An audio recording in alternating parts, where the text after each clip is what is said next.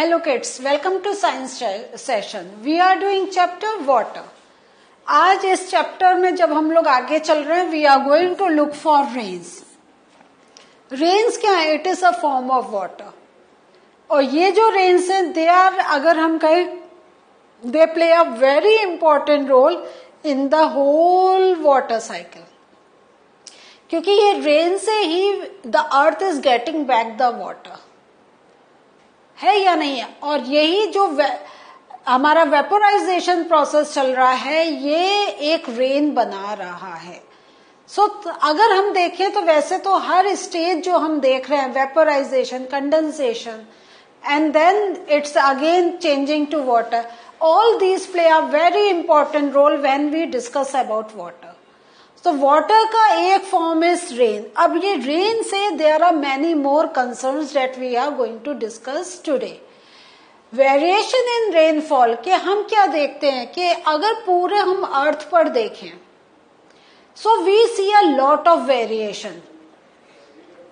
Place to place में हम देखते हैं कि कहीं क्या मिलता है, जो हमें डिफरेंस मिलता है with the time and the duration of the rain that place get. There are some places जहां पे बहुत फ्रीक्वेंट रेन्स होते हैं, but there are some places जहां पे बहुत कम रेन होते हैं या नहीं होते हैं. देयर आर सम प्लेसेस वहां पे एक टाइम पीरियड होता है जिस टाइम में रेन होता है. So we see a lot of variation in this rain. In some parts of the world it rains throughout the year. और लेकिन जैसे कुछ जगह वहां पे अगर हम 365 डेज 1 ईयर में देखें तो it's only for few days. So because of this variation in the rainfall we see a lot of variation in other things. The availability of the water, the plant production वहां पे कैसा हो रहा है, life कैसे चल रही है, a lot thing gets affected by that. So यहाँ पे अगर हम देख रहे हैं हैवी रेन्स के बारे में, तो हैवी रेन्स क्या है? एक्सेस ऑफ रेनफॉल में लीड टू मैनी प्रॉब्लम्स. अब जब हम रेन्स की बात कर रहे हैं तो हम कभी भी when we discuss about anything, तो it is always good that the thing should be in moderate. Too much of it या too less of it always creates a problem. अब रेन्स की बात कर रहे हैं, अगर it is raining very heavy तो क्या कंडीशन आप देखते हैं ना, ओवर फ्लडेड स्ट्रीट्स, फ्लड्स आ जाते हैं. तो अगर बहुत ज्यादा रेन होती है तो इससे क्या होता है कि we see a increase in the water level. कहाँ के वाटर लेवल? कहाँ के? रिवर्स के, लेक्स के, पॉन्ड्स के. We see a high increase in the level. So rains जो हैं वो, अगर हम कह रहे हैं कि it is very important, it is maintaining the water cycle, या this is the way water cycle is maintained, and these are filling our rivers, these are filling our lakes, these are filling our ground water. तो लेकिन बहुत ज्यादा rains भी हमारे life में problem create करते हैं, फ्लड्स आ जाते हैं. तो जैसा now in this picture you are looking at के दीज स्ट्रीट्स आर फ्लडेड. तो जब आपकी स्ट्रीट्स फ्लडेड हो रही है तो जहां क्रॉप प्रोडक्शन हो रहा है, date can also be flooded out. अब वहां पे अगर फ्लड्स आ गए तो क्रॉप्स क्या होगा? They start getting damage. क्योंकि हर क्रॉप का इसका एक पर्टिकुलर एक एब्जॉर्ब करने का एक स्ट्रेंथ होता है. When they are getting more water, they are not able to absorb and then they keep dying. क्योंकि उनका बॉडी, उनके सेल्स, उनके अंदर इतना पानी चला जाता है कि अंदर का सब डिसॉल्व होना स्टार्ट हो जाता है and the crops are totally damaged. So हम देख रहे हैं कि ये हैवी रेन से भी हमारे बहुत नुकसान होता है. फिर जो थोड़े से और points we are going to look at कि वाटर में then spread over large areas, वो फ्लड्स होते हैं. अब ये जो फ्लड्स हैं, तो अभी मैंने क्रॉप्स की बात करी, लेकिन अगर हम देखें तो ये फ्लड्स और भी हमारा जो लाइफ है उसको भी अफेक्ट करते हैं. बिकॉज ऑफ दीज फ्लड्स ये क्या होता है? Water enter in our houses, वहां पे हमारी थिंग्स गेट डैमेज्ड. जहां पे हमारा इंडस्ट्रियल प्रोडक्शन हो रहा है, अगर वहां पे फ्लड्स आ गए तो फैक्ट्रीज में पानी चला जाता है, मशीन्स खराब हो जाती हैं, people are not able to reach their places. So इस टाइप से देखते हैं हमारी पूरी जो लाइफ है इट गेट्स अफेक्टेड। हम कह रहे थे हमें वाटर चाहिए, but this does not mean that we need that amount of water, वो नहीं, क्योंकि वो जो वाटर आ रहा है तो we have no sources where that water can be absorbed. अगर ऐसा कुछ हमारा हो जाए कि जहां हमने देखा फ्लड आ रहा है उसको वो रिवर ओवर फ्लड कर रही है, तो कैसे हम उसको थोड़ा सा और उसको ट्रिब्यूटरीज ऐड कर दे, कुछ कर दे कि वाटर सिटीज में फील्ड्स में न जाके कहीं और एक रिवर या लेक फॉर्म में आगे चलता जाए। So we need to plan for this thing. The crop fields, forest, villages and cities में get submerged by water. So we see a lot of damage to life, to plants, lot of damage. तो जो rains हैं, though they are giving us comfort, but sometimes they also create problems. Damage caused by floods थोड़ा सा और देखते हैं। ये जो होता है, this is a very extensive damage to crops. उसके साथ आप देख रहे हैं टू डोमेस्टिक एनिमल्स ऑल्सो। हमने प्रॉपर्टी की बात कर ली थी, घर की बात कर ली थी, ह्यूमन लाइफ की बात कर ली थी, लेकिन एनिमल्स ऑल्सो गेट अफेक्टेड। जिस एनिमल को लैंड पे रहने की हैबिट है, अब वो कितने time can survive in water. Just take the example of dog या कैट, आपके घर में है, अब पानी पूरे में भर गया है, आप देखते हैं they just run to find the place where they can get away from the water. ऊपर से पानी तो आता है but it is with pressure also.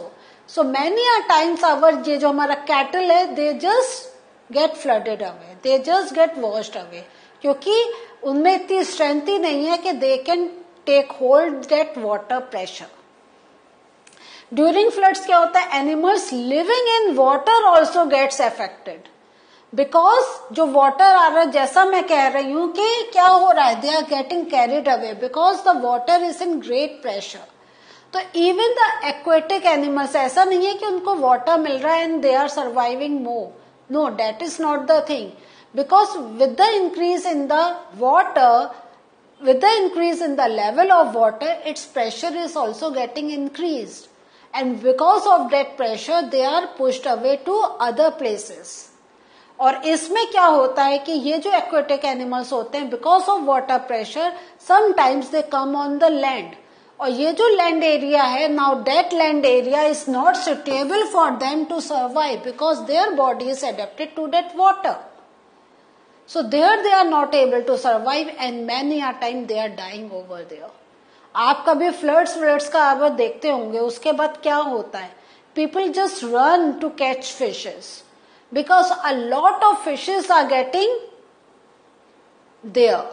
क्योंकि वाटर प्रेशर है, तो इवन जो फिशेस हैं या जो और आपके एक्वेटिक एनिमल्स हैं, कि वो भी क्या होता है, कुछ वाटर सरफेस पे रहते हैं, कुछ मीडियम में, कुछ बहुत लोअर लेवल पे रहते हैं. इवन जो लोअर लेवल पे होते हैं, because of the pressure they are coming to the upper level and that atmosphere again doesn't suits them and then they start die. और इसके साथ जो प्रॉब्लम ये वो ही होती है कि जब ये फ्लड वाटर रिसीड करता है, तो जब फ्लड वाटर रिसीड करता है मीन्स अब उसका प्रेशर कम हो गया और वो अब पानी is reducing from that surface. तो जितना कुछ आपके एनिमल्स या जो भी एक्वेटिक जो थे हमारे ऑर्गेनिज्म, वो जब लैंड पर आ गए तो they don't have any scope to go back to there, क्योंकि वो तो एनिमल्स है ना, वो जहां आ गए they will for some time they will search, just move here and there, and then they will not find the place about the water body. In case they are getting, they can survive, lekin many die in this way. Rains also affect the animals living in the soil. Now we know there are many animals who have a क्या कहें, their accommodation in the soil, like earthworm, snake, rats. ये क्या करते हैं, ये अर्थ के अंदर अपना बरो बनाकर रहते हैं. अब थिंक अबाउट, जब such quantity of water is coming and that is getting absorbed by the soil. Yes, हमारा water level, ground level is जरूर increasing, but उसके साथ क्या हो रहा है, इनके घर भी डैमेज हो रहे हैं, और जब वो डैमेज हो रहे हैं तो क्या हो रहा है, they are coming on the land, और अगेन जो उनका हैबिटेट है that is getting disturbed. What happens if it does not rain for a long period? अब हमने देख लिया, एक तरफ हम देख रहे हैं बहुत ज्यादा रेन है, एक तरफ हम देख रहे हैं बहुत कम रेन है. सो कम रेन मीन्स क्या हो गया, इट्स अ ड्रॉट कंडीशन, सूखा पड़ना. तो the soil continues to lose water by evaporation and transpiration. No rain will lead to dry soil. तो इसमें क्या हो रहा है, क्योंकि रेन्स नहीं हो रही है, this means the temperature is high and because of high temperature more evaporation is taking place either from the earth surface और from the surface of plants. तो इससे क्या हो रहा है, जब हमारी रेन नहीं हो रही है तो हमारी सॉइल भी ड्राई होती जा रही है. The level of water in ponds and wells also goes down because no water is added. And as there is no supply of water, so people are running to take more water from there. So हमारा क्या है, source is there, nothing is added, just taking out, there will be the decrease in the level of water. The groundwater may also become scarce, this may lead to drought. So because groundwater भी क्या होगा, कम level है, और plants जो हैं वो उनकी roots और जा रही हैं और ज्यादा वो ले रहे हैं, तो ग्राउंड लेवल वाटर में भी डिक्रीज हमें को देखने को मिलेगा. और ये सारी जो कंडीशंस होती हैं, this create the condition of drought. Drought means सूखा पड़ना, सूखा.